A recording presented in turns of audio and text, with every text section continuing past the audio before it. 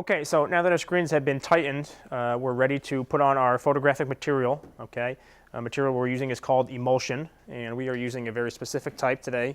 It's made by a company called Ulano, and the type is QTX.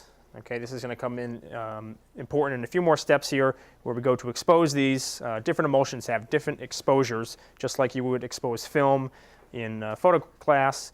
We're going to expose this in much the same way by introducing light for a certain amount of time to get the image that we want. Okay. So I've got a can here that I have opened up.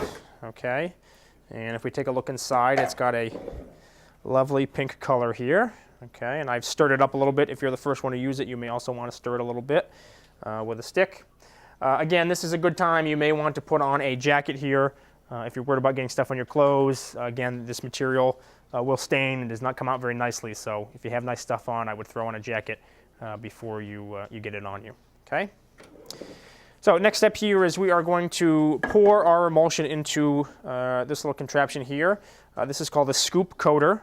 Okay, and this particular one is for the large screen that we're going to be coating. All right. We do have other size scoop coaters. Okay, this would be for the smaller size screen.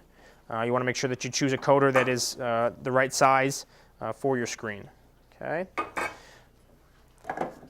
And if you're unsure of this next step, please ask me to do it. The material is very expensive. This stuff runs over $100 a gallon, so we don't want to do any spills if we can. All right, so I'm going to pick the can up here, and we're going to fill up the scoop coater. All right, we want it about 1/3 full, or you want to make sure that it at least fills all the way over the bottom here. Okay, and I'm just going to use my finger here to clean that off. All right. Now, this material is light sensitive, which means that if the lights are on or the sunlight is out, that the material is actually getting exposed even as I leave the lid open and as we have this out here. So whenever we're not using the emulsion, we want to make sure that we keep the lid on. Okay. Now, it's not quite as sensitive as photographic paper like you would have in photo class, right? If we leave the light on even for a second, then the paper is ruined. This exposes a little bit slower, so we have some time, but we do want to keep it covered. Okay. And the same thing is true for the scoop coater when it's not in use. Okay, we just have a little cover here that we want to place on top while we get other things ready. Okay, and again, just a quick look at about how full I have it. Okay, that's a good size, and that should allow me to coat about 2 or 3 screens depending on how many colors you're doing. Okay, I'm going to cover that up. I'm going to move my emulsion out of the way here. Again, make sure the cover's on. And now we're going to get our screen. All right, and here we have a screen holder. Okay, just a couple pieces of wood that are screwed down here, and it's going to hold the screen up for me. Okay, if you don't happen to be in school and you're doing this somewhere else, you can also just hold it with your hand. Now, we want to make sure that we have the inside, or what we call the squeegee side of the frame, facing out to us. Okay, so the deeper part of the wood should be facing out, and the print side or the flat side should be facing towards the back. Okay, it's very important that we start this way. Okay, so I am going to remove my cover and take my scoop coater. All right, and what I'm going to do, and I'll demo with the small one here, is I'm going to, with 2 hands, grab this thing. You want to make sure you get a very good firm grip. Okay, don't grab the lip like that. You really need to hold it with 2 hands because we're going to have to apply some good pressure here. And I'm going to, with the coater tip back, I'm going to push against the screen with a little bit of force. All right, and then I'm going to tip forward, and we're going to wait for the emulsion to kind of travel forward. It's going to look very slow, like molasses.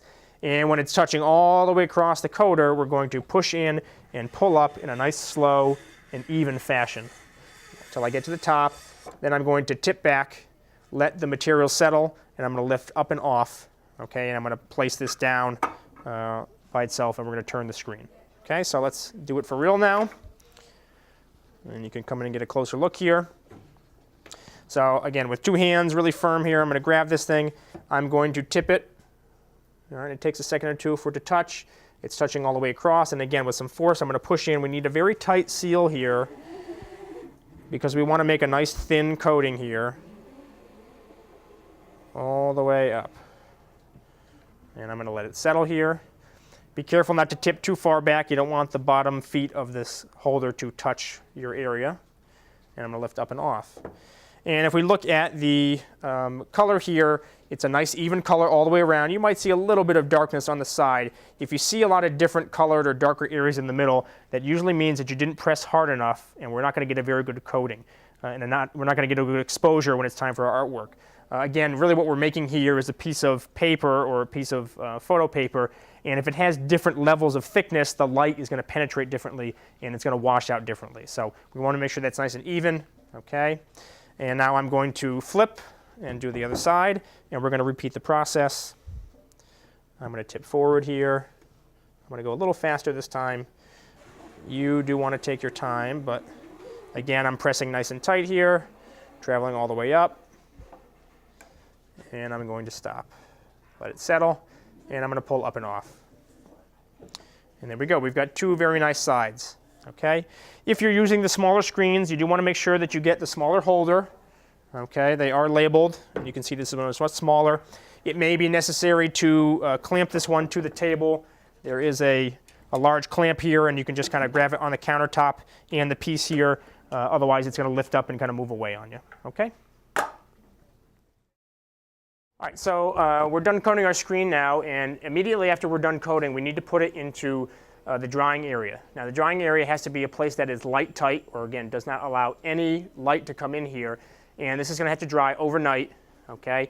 And we want to make sure that we put it face down, so the print side or the flat side is going to be facing down, and we have a cover that we're going to put on top. So let's take a look. Large screens go on the bottom, the smaller screens go on the top. So we're going to open the door here. And you want to do this as quickly as possible, okay? There are going to be other people's screens in here. Again, any light that we're introducing is exposing those, and so we want to avoid that. So I'm going to slip mine into the holding rack here. Make sure that it goes all the way to the back. And then we're going to take one of our little metal covers here, and I'm going to place it on top. Okay, nice and evenly. Make sure that you avoid touching anybody else's screens that might be wet. And what this is going to do two things for us. One, it's going to limit any kind of light that might come in from the outside, especially when we're opening the doors. And it's going to stop anyone else's from dripping down on our artwork. You can see here someone has up here coated a screen that was way too heavy, and the material has dripped down, and that could ruin the one below it. The cover is going to prevent that. All right, once your screen is in here, it's also very important to make sure that you label your screens. They're all going to look the same in here, so you want to make sure you grab some tape and put your name on it very clearly so that it doesn't get mixed up with someone else's work or another class's work. All right, and then immediately after we're done, we want to close the doors. You do want to make sure that they close nice and tight, okay? Sometimes it's necessary to kind of force them in, all right? Also very important that if you are working in general and you see the doors open and no one is there, to close them immediately. Again, if they're left open, we could ruin a whole class's projects, and that would be very costly.